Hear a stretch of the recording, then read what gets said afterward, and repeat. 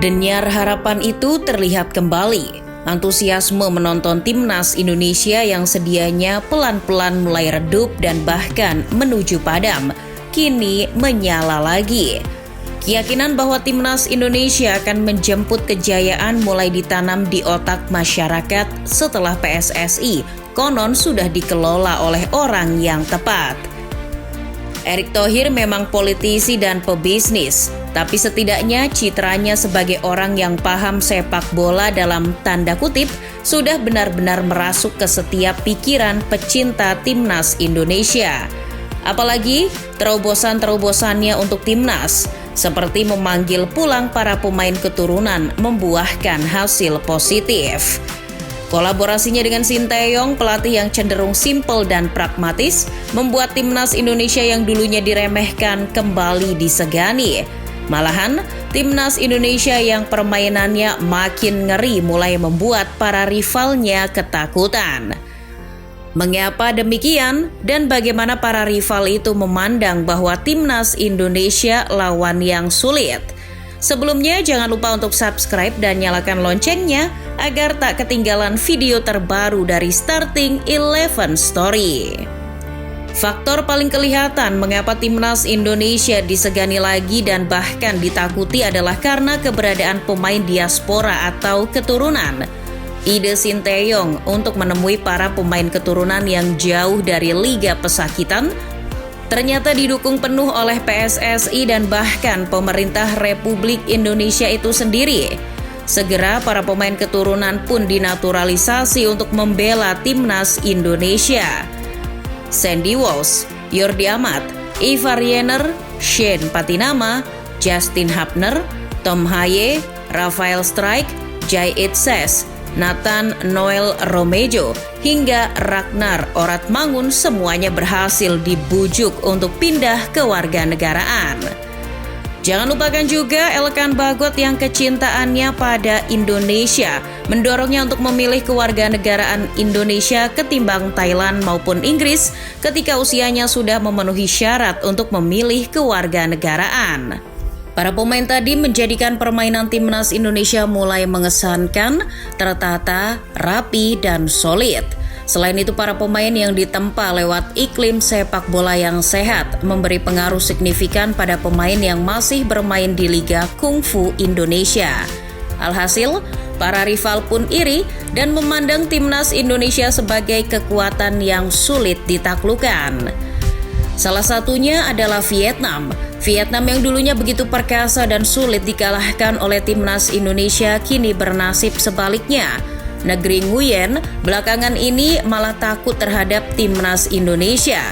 Sebelum bersua di ajang kualifikasi Piala Dunia 2026 Maret lalu, Federasi Sepak Bola Vietnam mengatakan dengan jujur bahwa pelatih Philippe Trouzier kala itu sudah lebih dulu cemas sebelum menghadapi timnas Indonesia. Wakil Presiden VFF, Tran Anh Tu, yang bilang begitu. Katanya ada beban berat yang dipanggul di atas pundak ex-pelatih Olimpik Marseille tersebut. Mengingat timnas Indonesia selalu menjadi mimpi buruk buat Trouzier. Hasilnya kita semua tahu, Trouzier akhirnya dipecat setelah digasak Indonesia 2 kali.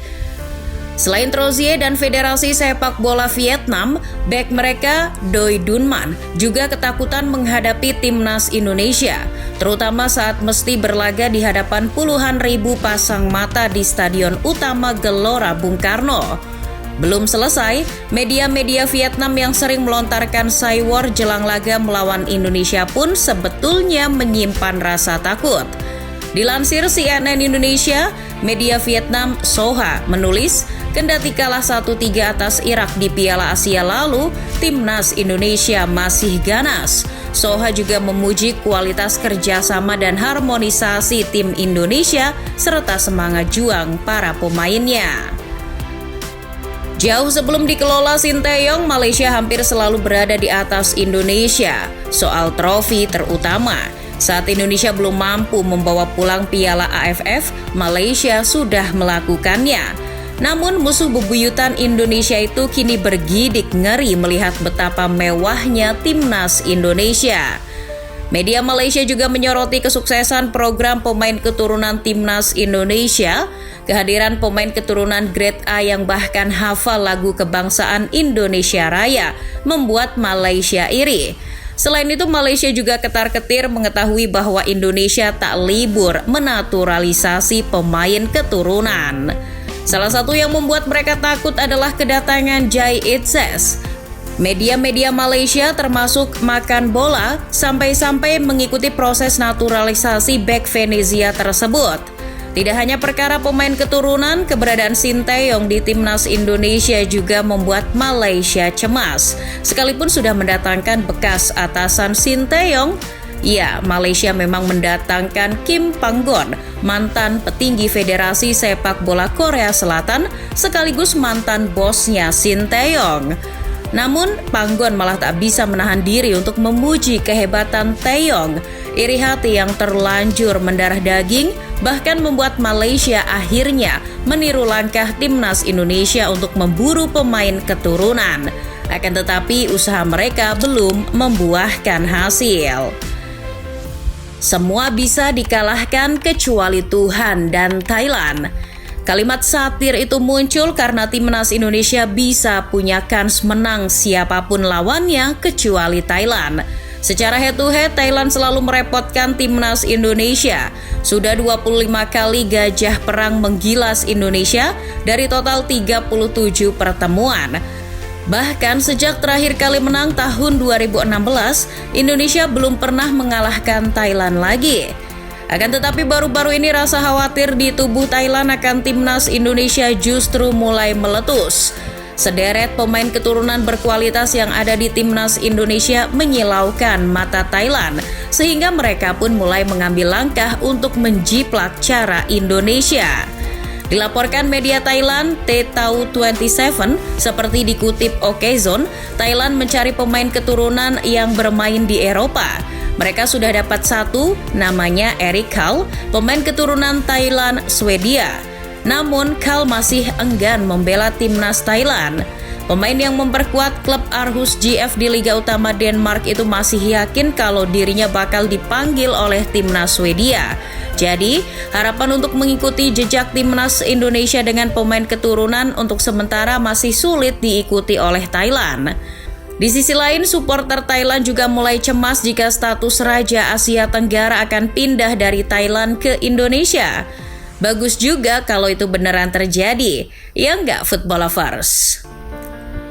Tidak mudah memahaminya, tapi inilah yang terjadi. Irak memang mengalahkan Indonesia di laga pertama putaran kedua kualifikasi Piala Dunia 2026 dengan skor mending WO 5-1. Namun, Irak tak bisa begitu saja mencabut kewaspadaannya pada timnas Indonesia. Itu karena pasukan Sinteyong sedang menyusun kekuatan baru dengan tambahan sejumlah pemain keturunan. Sinteyong dan PSSI telah menyiapkan nama-nama baru yang sebelumnya tidak ikut kala timnas Indonesia terkapar di Basra. Media Irak, BNN Network, sebagaimana dikutip Okezone menyebut, timnas Indonesia diperkuat pemain yang memiliki kekuatan dan fisik mumpuni seperti Elkan Bagot, Sandy Walsh, Shane Patinama hingga Rafael Strike. Media ini juga menyebut kalau skuad Garuda saat ini menjadi yang terkuat dalam beberapa tahun terakhir. Media Irak lainnya, Irak Football Gallery, bahkan tak segan untuk mengatakan bahwa Indonesia bisa lolos ke Piala Dunia 2026. Indonesia, kata mereka, akan satu grup dengan Spanyol dan Argentina. Namun, terlepas dari timnas Indonesia yang mulai disegani lagi dan ditakuti para rivalnya, walau bagaimana, penting untuk tetap ilmu padi, abangku.